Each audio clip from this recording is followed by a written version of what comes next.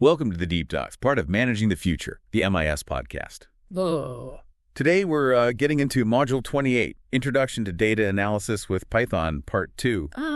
And this is really for you, Dr. Sampak College of Business students, whether you're looking at management, operations, MIS. Our goal here is to, break down these key MIS concepts, make them understandable for your future careers. All the material today, just so you know, comes from your textbook, Tedmon and Wilhelm's Connect Master. Management Information Systems. Yeah. And hey, before we dive in, if you find this useful, please do like, subscribe, share around. It really helps us out. Great to be here. Yeah, let's get into how technology actually works under the hood and why that matters for business leaders. It's funny, we use these devices all day, smartphones, laptops. They just seem to work like magic boxes. The lack boxes, right? Exactly. But behind every single app, every website, there's a person, a programmer who wrote the instructions. That's such a key point. It's not magic, it's logic someone built. Which brings us to Python. It's become huge, especially in data analytics. And look, even if you personally never write a line of code, right, just understanding how programming thinks, that's becoming essential for anyone in business. Python's a great starting point, too. Very valuable language. Absolutely. And the skills involved, being detail-oriented, loving puzzles, thinking logically, those are just good business skills, period. Understanding programming helps you talk to tech teams, scope projects better, maybe even see where you can automate things in your own work. Okay, so we know why it matters. But how does a computer actually do things? It really boils down to three fundamental steps, doesn't it? Input, processing, and output. That's the core cycle. Yeah. Input is getting data from outside. Usually, the program shows a prompt, pauses, waits for you to type something, Okay. Then processing, that's taking the input, assigning it to variables, and then manipulating those values based on instructions. Following the recipe. Exactly. And finally, output, showing the results. Often that's just printing to the screen, the console. Uses Python's print statement for that. But it could also be saving to a file or sending data to the cloud. Let's make that concrete. Yeah. An online shopping cart, we all use those. What's the input there? Well, the input is you clicking on items, choosing how many you want. Yeah. Maybe typing in your zip code. Right. And the processing, what's the computer doing with that information? It's calculating costs, right? Like 4 shirts times the price per shirt, then adding up the subtotal for everything. And it uses that zip code you entered to figure out the sales tax. Okay, makes sense. And the output is simply what you see on the screen, the subtotal, the tax, the final total, ready for you to decide if you want to buy. perfect. Input, processing, output. Got it. So where do programmers actually write this stuff? You need tools, right? That's the IDE. Yep, the Integrated Development Environment, or IDE. It's basically a software toolkit for programmers. It's got a code editor, tools to help translate the code, debuggers, stuff to make writing code easier. And the textbook points to IDE for Python. Says it's easy to use, comes with Python itself. So if students want to try this out, where do they grab it? Just head over to python.org, downloads, pick your operating system, Windows, Mac, whatever, and download it. Pretty straightforward installation. Okay. And once you open IDE, there's the shell and the editor. What's the difference? Which one do you use when? Good question. So the IDE shell is what opens first. You see that prompt? That's interactive. You type a line of Python code, hit enter, and it runs immediately. Great for quick tests, calculations, trying things out. The IDE editor is more like a text editor, but for code. You write your entire program there, save it as a .py file. Okay. Then you run the whole file, and the output shows up back in the shell. So editor for writing the script, shell for running it and seeing results, or for quick commands. Got it. Editors for the whole recipe. Shell is for tasting ingredients or running the whole thing. Now, inside those programs, we need to store information temporarily. That's variables, right? Data's little homes in memory. Exactly. A variable is just a name spot in the computer's memory where you can store a value. And it's variable because that value can change while the program is running. You might store a customer name, then later store a different one in the same variable. But you can't just name them anything, can you? There are rules, specific Python rules. That's right. Got to follow the rules or you get errors. First, names use letters, numbers, underscores, but no spaces. No spaces. Crucial. Second, make them descriptive, but not crazy long. Easy to type. Third, super important, Python is case sensitive. Total is different from total. That gets people. Always. And finally, they cannot start with a number. Can have numbers later, just not at the beginning. Okay, let's test those. What's wrong with my favorite movie, fixing common mistakes here? Spaces. Invalid. You'd use underscores like my favorite movie, or maybe camel case like my favorite movie. How about third choice? Starts with a number. No good. Change it to third choice or maybe choice 3. Okay, and this one. The cost of shipping 5-pound package to Venezuela. Well, technically it's valid. It follows the rules. But it's way too long. Imagine typing that over and over. You'd want something shorter, like shipping cost fin or something manageable. Practicality matters. Good point. And lastly, 2 NMEE. Same problem as third choice. Starts with a number. Invalid. Flip it to name E2. Keep them clear and valid. Makes sense. So you name the variable, you store something in it. But the type of data matters, too, doesn't it? How the computer handles text versus numbers. Absolutely critical. The data type tells Python how to store the data and what you can do with it. The main ones are str for strings, which is just text data. Like names or descriptions. Exactly. Then int for integers, whole numbers, positive, negative, or 0. Float for numbers with decimal points, floating point numbers. Like prices or measurements. Right. And bool for Boolean values, which can only be true or false. These are fundamental for making decisions in code. And ASCII. It's always blew my mind. How computers handle letters using numbers. Can you explain that? Especially why AN is not the same as AND to Python. Yeah, it's pretty cool, actually. ASCII, American Standard Code for Information Interchange, assigns a unique number to every character. A has a number, B has a number, lowercase a has a different number. Even symbols like dollar have numbers. So when Python compares AN and AN, it's comparing the ASCII value of A to the ASCII value of A.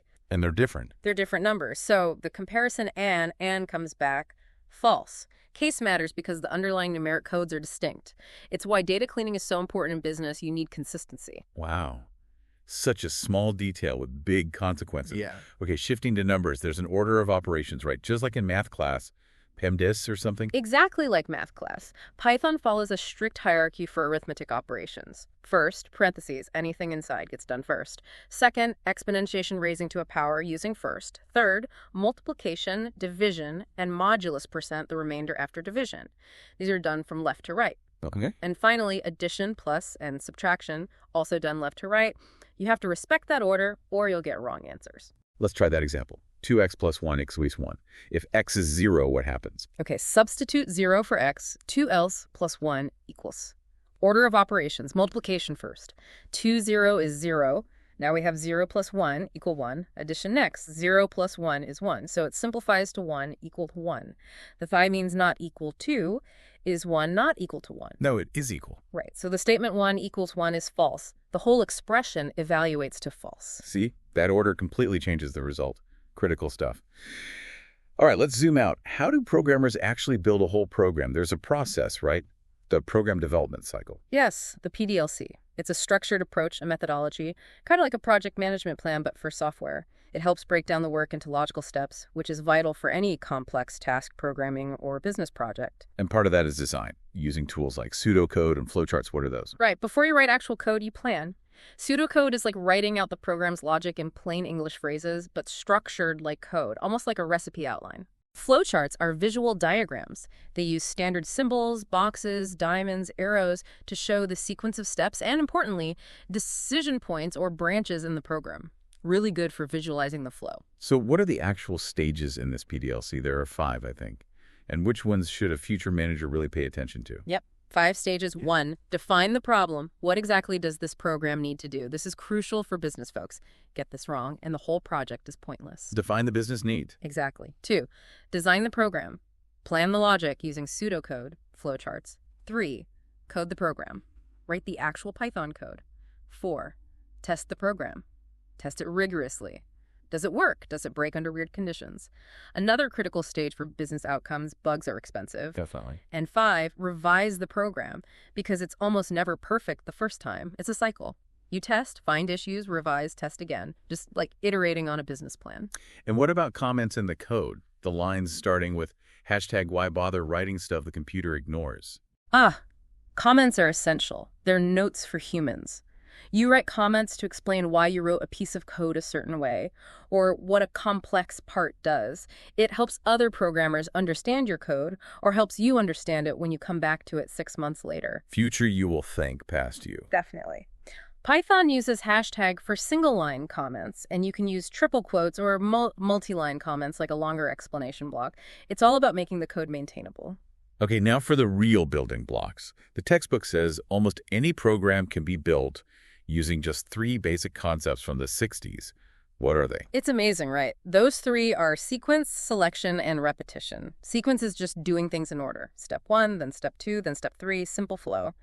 But programs need to make choices. That's where you get branch points, forks in the road, based on some condition. And those branches use selection structures, like if statements. How do they work? You mentioned comparisons. Right. Selection is about making decisions. An if statement checks a condition using relational operators. Those are the symbols like less than, greater than, equal to, not equal to, less than or equal, greater than or equal. The comparisons. Yeah. The comparison results in either true or false. Based on that result, the program chooses which block of code to execute next.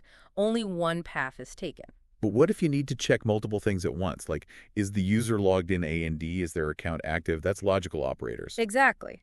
Logical operators let you combine simple conditions into more complex ones. It means both sides must be true, or means at least one side must be true, not just flips true to false or false to true. These are essential for real-world business rules. Is the discount valid, and is the purchase over $50? Or is it a weekday or a weekend with a special event? Let's try those tricky examples. If X1 and Y is 2, what about XY or X0 and Y0? Order matters here, right? Order definitely matters and usually comes before or. So X010 is true, Y02 over is false, true and false is false. Now we have XY or false. XY12 is false. So false or false is false. The whole thing is false. Wow, got to trace that logic carefully. Okay, one more. Num1, num2, 2. Evaluate not num1 or num2 is 2. Right. Inside the not, num1 equals 1 is not true, becomes false. Okay. The second part, num2 equals 2, 2 equals 2 is true. So we have false or true. And with or, if either side is true. The whole thing is true. The whole thing is true. See how nesting and order make a difference. Absolutely. Now, Python has different types of these selection structures, single, dual, multiple. Yeah, basically ways to handle different numbers of choices. A single alternative, if, do something only if the condition is true. Like, if you check this box, we'll send you emails. If not, nothing happens. A dual alternative, if else. Two distinct paths, one for true, one for false. Like, display the site in light mode if preference is light, else display in dark mode. One or the other. Right. And multiple alternative, if else. For more than two choices, it checks conditions in order. If state is CA, use this tax rate. Elif state is NV, use that rate. Elif state is AZ, else use a default rate. Handles many possibilities. Those make perfect sense for handling different business rules or user choices. Okay, the third basic structure, repetition, loops, doing things over and over. Why is this so important? Efficiency.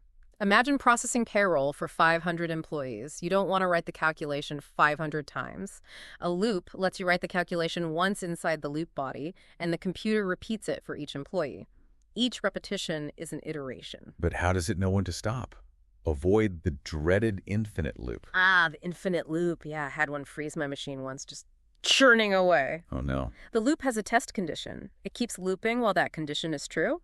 Something inside the loop must eventually make that condition false. Maybe the user types quit, or a counter reaches the limit, or we run out of data to process. If the condition never becomes false, well, you're stuck. Indentation is also key. It shows which statements are inside the loop. Okay, so one way to stop is a sentinel value, a sentinel-controlled loop. Exactly. The loop keeps going until it sees a specific predefined value, the sentinel. Like, a program keeps asking for sales figures until the user enters -1 or done. That sentinel value signals stop looping. Very flexible when you don't know how many items there will be in advance. And the other type is counter-controlled, where you know the number of times beforehand. Right. You know exactly how many iterations you need, process the first 100 orders, or give the user 3 guesses. The loop runs a fixed number of times. Python's for loop is good for that, right? Using the range function. How does that work? Yeah, the for loop often makes counter-controlled loops easier to write. The range function generates a sequence of numbers. You can give it a start value, a stop value. It stops before this number, and an optional step value, like count by 2s.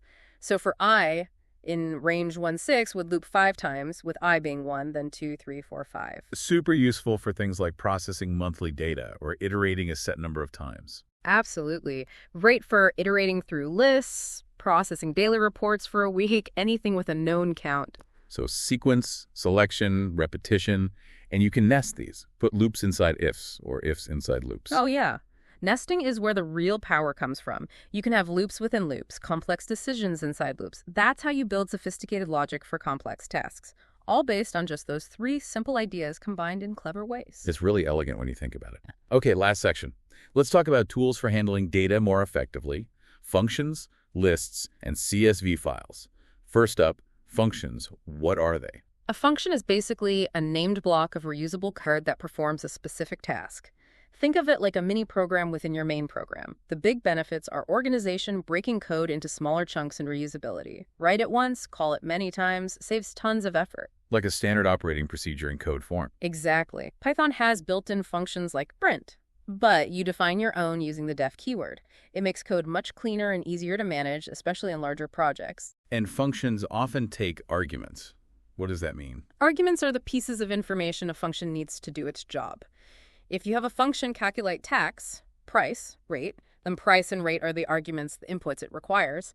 When you call the function like total tax equal to suet calculate tax 100.000000000 and 0.08 as arguments. Got it. So functions help organize code. What about organizing data within the code? That's where lists come in. Right. When you import data, maybe from a spreadsheet, you need a place to hold it temporarily while Python works on it. That's often a list. In other languages, they might be called arrays. It's just an ordered collection of items. You create them with square brackets, items separated by commas, like months is Jan, Feb, Mort. And you access items using an index number, starting from 0. That again. Zero-based indexing. The first item is at index 0, the second at index 1, and so on. The last item is at index number of items 1. Okay. How would you use that in a business context? Maybe with employee data. Sure. Imagine you have parallel lists. Employee names, employee depths, employee salaries. The data for the same employee is at the same index in each list. So employee names 2 might be Jane Smith, employee depths 2 might be marketing, and employee salaries 2 might be 60,000. So the index links related information across lists. Exactly. If you want Jane Smith's salary, you find her index in the names list. It's 2. Then use index 2 to get the value from the salaries list. Clever. Okay, finally, getting data into Python from outside sources like spreadsheets. You mentioned CSV files. Yeah. Python doesn't usually modify Excel files directly. The common workflow is export your spreadsheet data as a CSV file, comma-separated values. Which is just a plain text file. Right, super simple format. Then Python can easily import the data from that CSV file using special libraries. It manipulates the data in memory, cleans it, analyzes it, whatever you need. And then it can export the results back out to a new CSV file, which you can then open back in Excel or another program. Python acts as the powerful processing engine in the middle. That makes sense. Import, process, export. Using CSV as a bridge. This has been fantastic. It really connects the dots between these programming concepts, sequence selection, loops, functions, lists, and how they power the business tools and analysis we rely on. It's all about understanding that underlying logic. Even if you don't code daily, knowing how these pieces fit together helps you think more strategically about technology and business. Absolutely. Well, thank you for joining us for this deep dive. And for everyone listening, here's something to think about. Consider a business problem. Maybe something inefficient at work or something you've read about. How could using these basic programming ideas, sequence, selection, repetition, help structure a potential solution? Drop your thoughts in the comments. We'd love to hear them. And please don't forget to like, subscribe, follow, share all that good stuff. It helps others find this and keeps the conversation going. Thanks for tuning in.